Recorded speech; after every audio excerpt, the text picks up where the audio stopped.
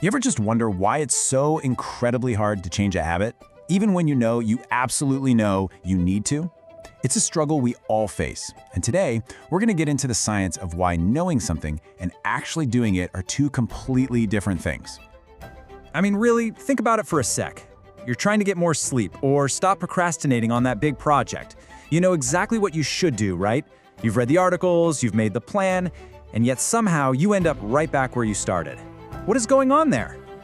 Well, let me just start with the good news. It is not just you. Seriously, you aren't failing because you're lazy or you lack willpower. This whole struggle is a fundamental part of being human, and it's all tied to how our brains are wired.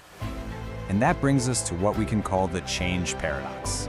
This is that super frustrating gap between our best intentions and, well, what we actually do. It sounds so logical, doesn't it?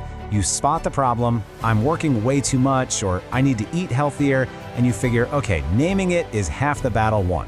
You get this little rush of clarity, a little burst of motivation. But then, life happens. As we all know, that initial burst of energy tends to fizzle out, and we're left scratching our heads, wondering why knowing what's wrong isn't enough to actually make things right. Well, this whole phenomenon has a name, and it is the absolute core of what we're talking about today. It's called the awareness trap. So here's how the trap works. Just the act of becoming aware of the problem gives your brain a little hit of satisfaction. It feels like you've already done something productive, which, weirdly enough, can make you less likely to take the next necessary steps. Let's make this real. Picture a doctor sitting in a wellness seminar. They're listening, nodding along, having all these aha moments about their own stress and burnout. They leave feeling totally fired up, ready to make a change. But you know how this goes. A few weeks pass, the daily grind takes over, the old routines kick back in, and boom, they are right back in the exact same stressful cycle they just learned all about. The awareness was there, but the action wasn't. And this quote just nails it, doesn't it? Awareness is the diagnosis. It's crucial, you need it. But it's totally useless if you don't actually follow the treatment plan. You've got the prescription in your hand, but you're not taking the medicine. Okay, so if awareness isn't the magic bullet, what's stopping us? Well, it turns out the call is coming from inside the house. The resistance is coming from our own brains, and they are putting up a serious fight. See, at its core, your brain is a survival machine. And for survival, rule number one is to stick with what's familiar and predictable. It craves ease. Change, on the other hand, that's the great unknown. It requires effort. It feels risky. So your brain's default setting is to always choose the familiar road, even if that road is making you miserable. And that is exactly why we slide back into those old patterns. Remember our doctor who knows they should disconnect after work. Their brain has these deep grooves carved into it from years of prioritizing work. So even at the dinner table, it just defaults back to what feels safe and familiar, completely ignoring that new, better habit of being present.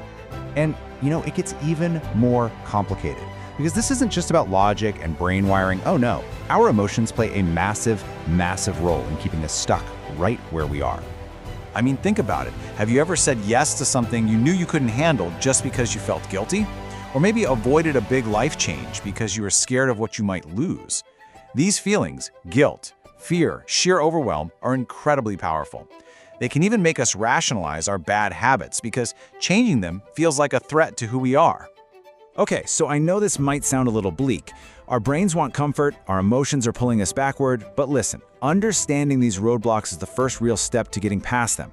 The solution isn't just more willpower, it's a smarter approach that works with our brains, not against them. And it all comes down to two things: knowledge and action. But notice, this isn't just awareness. This is about deep knowledge, really looking inward to figure out why you're stuck, and then following it up with deliberate, concrete action. So, step one requires some real work. This is about going way beyond just noticing the problem. It's about journaling to uncover what truly motivates you. It's having the courage to ask a trusted friend for some honest feedback. And it's asking yourself those really tough questions. Why do I really do this? What am I actually afraid of? What is holding me back? This is how you build genuine self-awareness. And that deeper knowledge is what makes step 2 possible: action. Once you understand the why, you have to do something about it. This means intentionally taking that step outside your comfort zone. It means finally setting those boundaries you know you need, and learning that no is a complete sentence. It's about creating systems, like packing your gym bag the night before, that make the new habit the easy choice. And this next part is absolutely critical. You have to celebrate your small wins. Every single time you stick to that boundary or choose the new habit, you need to acknowledge it. This isn't just feel-good fluff. That reinforcement gives your brain a little hit of dopamine, literally rewiring it to associate the new behavior with pleasure. That is how you build change that actually lasts. So, we've unpacked the paradox, we've exposed the awareness trap, and we've laid out a two-step path forward that tackles both our brain's wiring and our emotions. Now, the focus turns to you. If you take away just one thing from all this, let it be this: awareness is the map. It's fantastic, it's essential, it shows you where you need to go. But a map is useless if you never actually take the first step. Action is the journey. It's the only thing that moves you forward. So I'll just leave you with this question to think on. Looking back at your own life, has awareness, all by itself, ever really been enough to break a cycle for good?